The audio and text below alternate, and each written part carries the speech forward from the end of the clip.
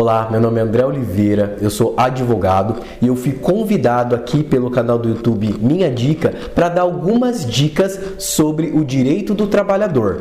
Então, já fica combinado aqui entre a gente que eu vou dar 5 dicas e no final eu vou dar mais uma dica de algo muito novo que está acontecendo agora. Então, fique até o final para você receber essa 6ª dica. Mas vamos lá às nossas dicas de hoje. A primeira dica trata-se da questão da hora extra. O que eu recebo bastante pergunta dos trabalhadores é se essa hora extra é obrigada ou não fazer. Por quê? Em algumas vezes o empregador fica pressionando o empregado a fazer a hora extra. Mas eu digo para vocês, pela legislação não é obrigatório fazer hora extra. Mas se essa hora extra for realizada, ela tem que corresponder a 50% da hora normal de trabalho. Então, não adianta ter qualquer outro tipo de situação de que, além de forçar, ainda queira pagar o valor menor. Ou seja, se for realizada a hora extra, também precisa ser pago 50% pelo menos da hora normal. Já que estamos falando sobre hora de trabalho, segunda dica agora, hein? Todo trabalhador só pode trabalhar 8 horas por dia ou 44 horas semanais. Passou disso, também é aplicada a questão da hora extra. Sobre 13º salário, também recebo bastante perguntas sobre pessoas que entraram na empresa durante o ano e querem saber se recebe esse valor integral no final do ano. Não. Esse pagamento do 13º, ele é proporcional ao período em que você entrou e ingressou ali na empresa, tá bom? E esse pagamento, ele pode sim também ser realizado em 2 parcelas. A 4ª dica está relacionada às férias.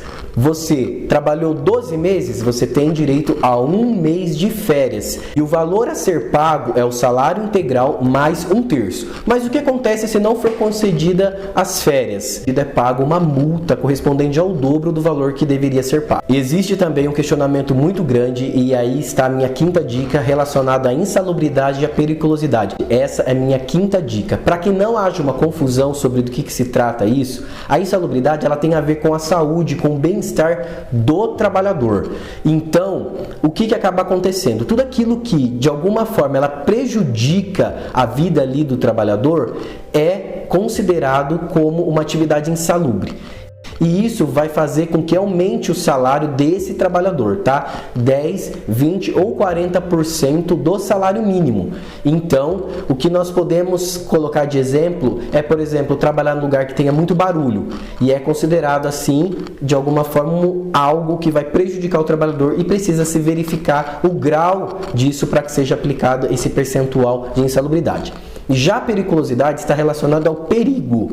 Então, toda profissão que trazer algum tipo de perigo acaba podendo ser incluída aí a questão da periculosidade, que é correspondente a 30%, mas não é 30% do salário mínimo, é 30% do salário do empregado, ok? Então, um exemplo muito claro disso é a profissão de segurança. Ali está relacionada à integridade física dele, né? Acaba causando um perigo para a vida dele e aí precisa ser adicionado essa questão da periculosidade, ok? E agora eu vou dizer sobre a minha 6ª dica, que é algo que está muito corriqueiro aqui aplicando no nosso dia a dia, que são pessoas que começam a trabalhar como MEI. Ou seja, aquelas pessoas que abrem uma empresa para prestar serviços.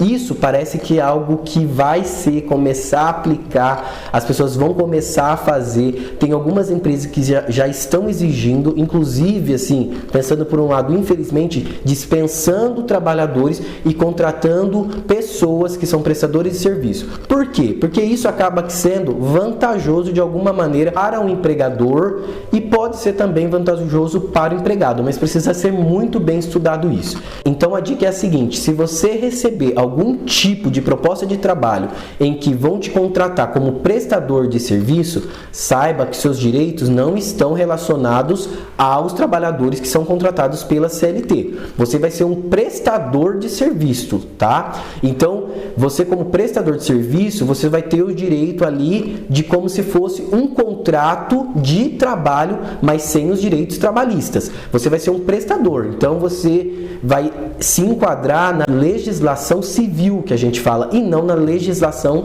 trabalhista. Porém, se você realmente conseguir provar que o empregador te contratou como um MEI, né? Mas você continua trabalhando como se fosse um empregado, aí pode ser que na justiça você consiga reverter essa situação, mas precisa estar muito bem caracterizado, ok? Essas foram as minhas dicas. Eu também tenho um canal no YouTube, né? Só digitar aí youtube.com/dr de doutor André Oliveira, dr André Oliveira, e você vai ter bastante dicas também de outras áreas do direito, sobre outras questões, tá bom? Até mais!